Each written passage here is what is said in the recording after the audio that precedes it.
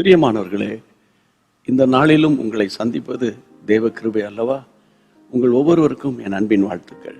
இம்மட்டு நடத்தின தேவன் இந்த நாளிலும் அவர்தான் உங்களையும் என்னை நடத்தணுமே தவிர உங்களுடைய சுய முயற்சியோ என்னுடைய சுய முயற்சியோ நம்முடைய ஞானமோ அறிவோ பணமோ ஒன்றுக்கும் உதவாது. அவர் உங்களை நடத்துவார். ஓகே, நீங்கள் சொல்லுங்க, ஆண்டவரே நீர் என்னையும் என் குடும்பத்தினர் அத்தனை பேரையும் நீங்கள் நடத்த போறீங்க, இன்னைக்கு உமக்கு ஸ்தோத்திரம் அப்படின்னு ஆண்டவருக்கு அட்வான்ஸாக தேங்க் பண்ணிடுங்க. சரியா? இன்றைக்குரிய வார்த்தையும் நீங்கள் கேட்கணும். கேட்கறது மட்டுமல்ல, கர்த்தருடைய பிள்ளைகளை அதை அப்படியே உள்வாங்கி விசுவாசத்தோடு அறிக்கை பண்ணிடணும். அது மட்டுமல்ல, மற்றவங்களுக்கு நீங்கள் இதை ஷேர் பண்ணி பகிர்ந்து அவர்களும் உங்களை போல சந்தோஷப்படுவதற்கு நீங்கள்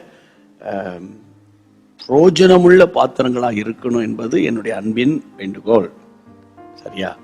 கர்த்தருடைய வார்த்தை என்ன தெரியுமா? அப்போஸ்தலர் 5ஆம் அதிகாரம் 24ஆம் வசனம், இது என்னமாய் முடியுமோ என்று அவர்களை குறித்து கலக்கமடைந்தார்கள். இது என்னமாய் முடியுமோ என்று அப்போஸ்தலர்களை குறித்து கலக்கம் ஏற்பட்டது. என்னன்னா, கர்த்தருடைய ராஜ்யத்தை குறித்து பிரசங்கித்த தேவ ஊழியர்களை அப்போஸ்தலர்களை பிடித்து ஜெயிலில் வச்சாங்க. ஆனால் 19ஆம் வசனத்துல தேவ தூதன் வந்து ராத்திரியில சிறைச்சாலையின் கதவை திறந்து விட்டான். அவர்களெல்லாம் வெளியே போய் தேவாலயத்தில் போய் ஜீவ வார்த்தைகளை சொல்லி கொண்டிருக்கிறாங்க என்று ஜனங்களுக்கு சொல்லுங்கள் என்று அனுப்பிட்டாங்க. போய் சொல்றாங்க.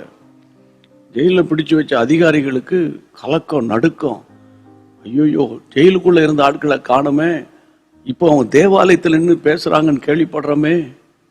அதைத்தான் இந்த வசனம் சொல்லுகிறது. இது என்னமாய் முடியுமோ என்று அப்போஸ்தலர்களை குறித்து கலக்கம் உண்டாயிற்று. இதுக்கு என்ன காரணம் நீங்க நினைக்கிறீங்க? தேவாவியானுடைய வல்லமை அல்லவா? ஒன்று சொல்றேன், இன்றைக்கு சாத்தான் உங்களை கலக்கம் பண்ணி கொண்டு, உங்களை கலக்கி கொண்டு, குழப்பி கொண்டு, பலவிதமான கலங்கி போன இருதயம் ஒருவேளை இருந்தா இதுதான் உங்க வாழ்க்கையினுடைய முடிவு கிடையாது.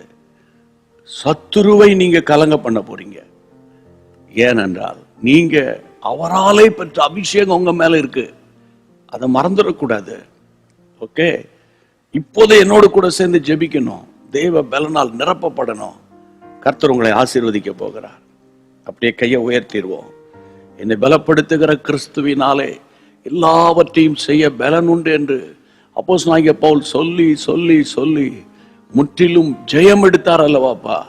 இப்பொழுது என்னோடு இணைந்து ஜெபிக்கிற அத்தனை தேவ பிள்ளைகளையும், அன்பு பிள்ளைகளை உற்சாகப்படுத்துங்க, பலப்படுத்துங்க.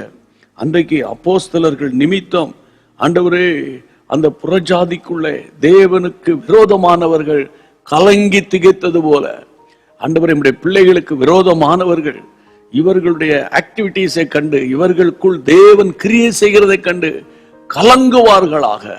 கர்த்தருடைய நாமம் உம்முடைய பிள்ளைகள் மூலம் மகிமைப்படுவதாக. இயேசுவின் நாமத்தில் ஜெபிக்கிறேன் பிதாவே, ஆமென். Price God.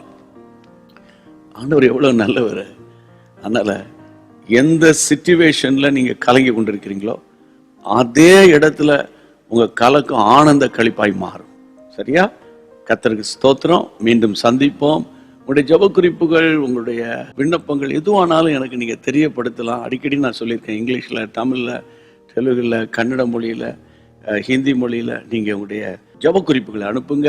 ஜெபிப்போம். தேவனுடைய நாமம் மகிமைப்படும். God bless you. அன்பான தேவனுடைய பிள்ளைகளே, இச்செய்தி உங்களுக்கு மிகுந்த ஆசீர்வாதமாக இருந்ததென்று நாங்கள் நம்புகிறோம்.